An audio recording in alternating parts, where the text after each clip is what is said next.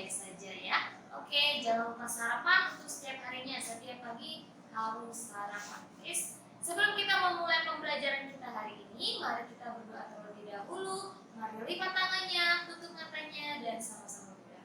Lord Jesus, thank you for your blessing to us. Now we are going to study.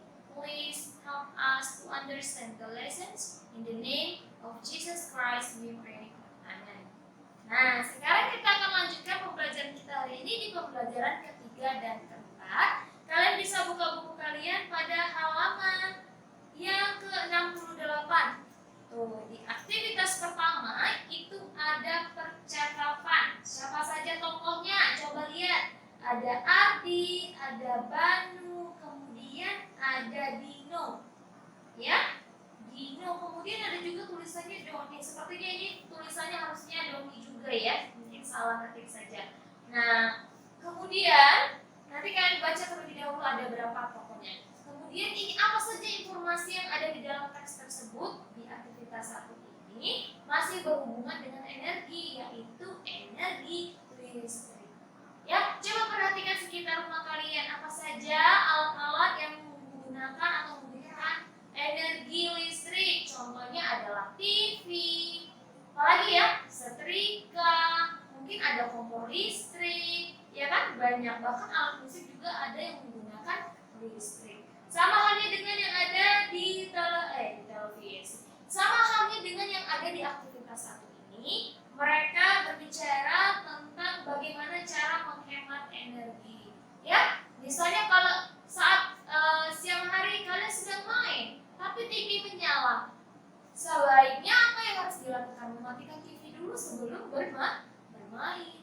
Ya kan, seperti itu kan? Jangan dibiarin aja, biarlah TV-nya hidup, biar kelihatan rame. Nah, jangan ya. Itu namanya pemborosan. Seperti itu ya. Sama halnya kemarin, kalau kerannya udah penuh, keran air udah penuh, kalau energi air ya, kalau kerannya baknya udah penuh, kerannya harus dimatikan.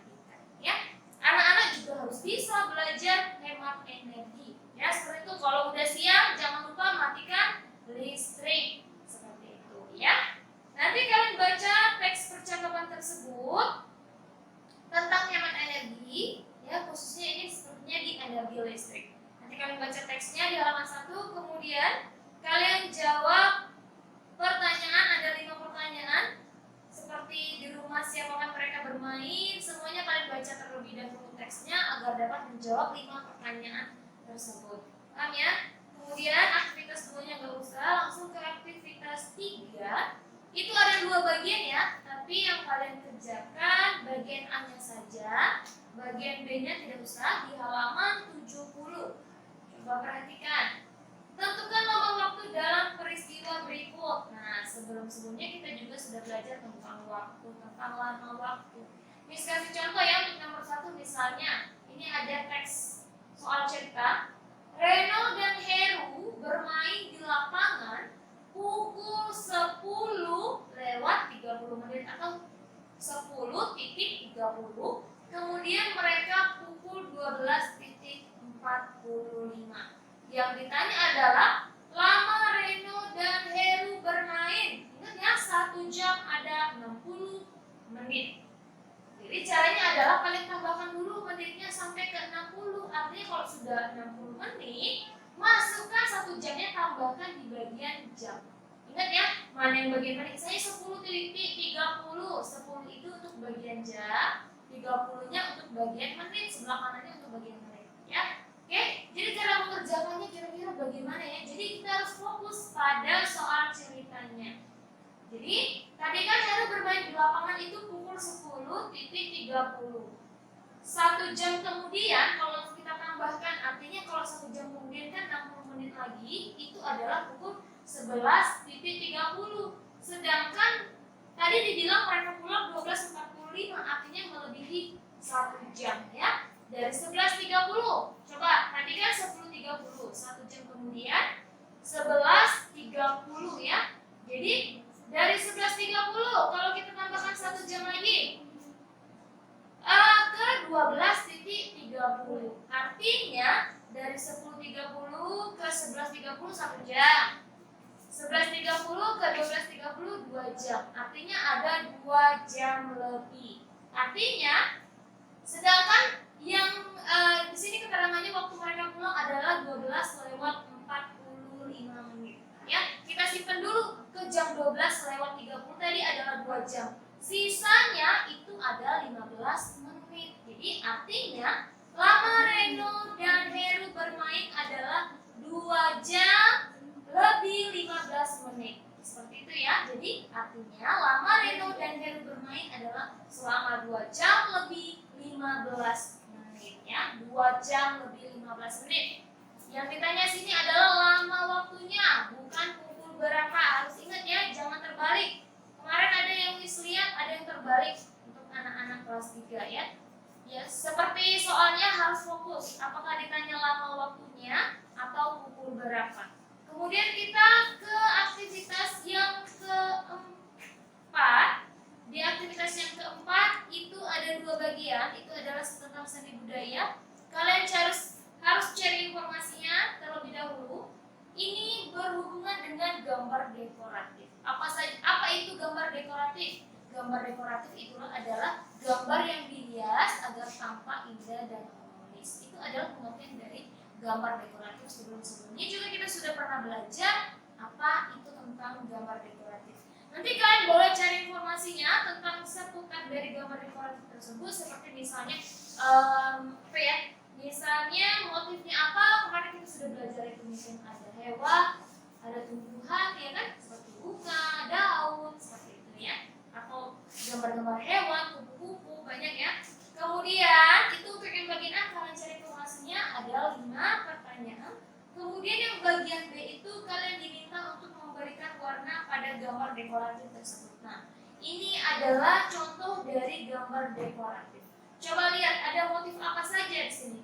Ada motif bunga, ya, ada motif bunga ya kan? Ini adalah contoh dari gambar dekoratif dengan motif bunga. Nanti kalian warnai ya, warnai sesuai kesukaanmu, tapi jangan juga dengan warna yang jauh dari warna bunga. Ya, misalnya mungkin orange boleh, warna biru, ada bunga biru ya, boleh. Terus ada warna merah, apalagi yang lebih cantik ya, boleh. Nanti kalian warnai harus dengan rapi, jangan keluar dari garis. Oke? Kemudian kita lanjutkan lagi ke pembelajaran keempat di halaman 72. Nah, di sini kalian hanya diminta untuk memasangkan saja ya. Ini ada gambar olahraga apa? Ayo. Ini adalah gambar olahraga apa ya? Lompat tali, ya kan? Lompat tali atau skipping. Bisa juga menggunakan tali. Ada skipping, kalian punya skipping? Pernah olahraga atau cicinya pernah ya kemarin olahraga?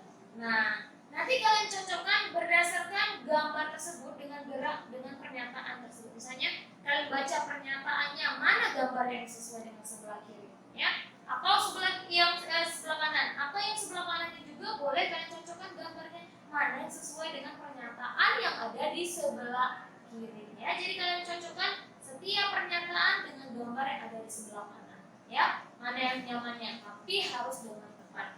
Kemudian di aktivitas kedua, kita langsung ke aktivitas kedua. Itu ada 2 bagian yang harus kalian kerjakan. Ada bagian yang A dan bagian yang B. Di aktivitas kedua ini kalian diminta untuk menemukan 5 jenis. Ingat Cluenya adalah jenis sumber energi alternatif, ya, dalam permainan kata berikut. Ya, ini seperti puzzle ya. Jadi kalian temukan 5 jenis sumber energi alternatif. Jadi yang berhubungan dengan sumber energi alternatif, ya. Mungkin kalian bisa temukan 5 saja. Kemudian setelah kalian menemukan kelima jenis energi tersebut, di bagian B kalian buat kalimat. Jadi misalnya sumber energinya apa? Nomor 1 yang kalian temukan. Sumber energi alternatifnya apa? Kemudian kalian buat kalimat. Boleh kalimat seperti teks bacaan sebelumnya, boleh juga kalimat simpel seperti apa yang ada langsung dalam pikiran kalian, tapi nggak boleh basa-basi ya, harus dengan baik. Jangan lupa perhatikan huruf kapital dan tanda baca. Ya, ingat ya. Oke, ada 5 kalimat yang harus kalian buat. Kemudian langsung itu untuk yang tadi aktivitas 2 ada, nanti kalian kerjakan ya. Kemudian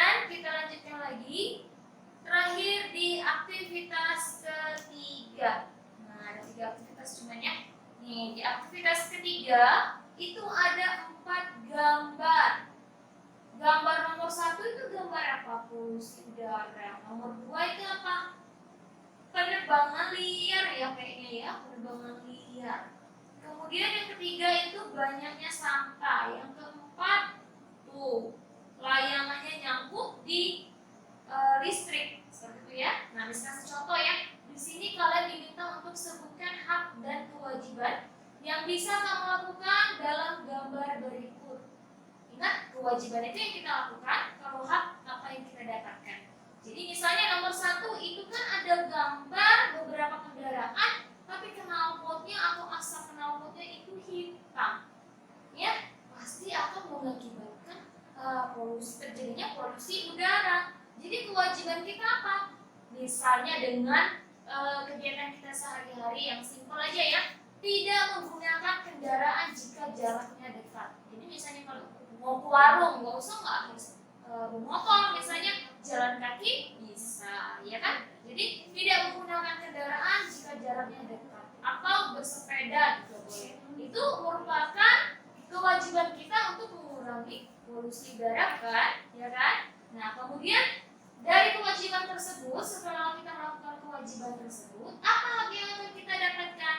Kita akan mendapatkan udara yang bersih, sehat, segar, atau tidak terkena polusi udara, ya boleh juga seperti itu ya. Kemudian kita lanjutkan nomor 2, nomor 3, dan nomor 4. Oke, sampai di situ pembelajaran kita hari ini. Kalau masih ada yang belum paham, boleh tanyakan ke Miss. Dan kita akhiri dengan doa. Mari lipat tangannya, tutup matanya, dan sama-sama berdoa.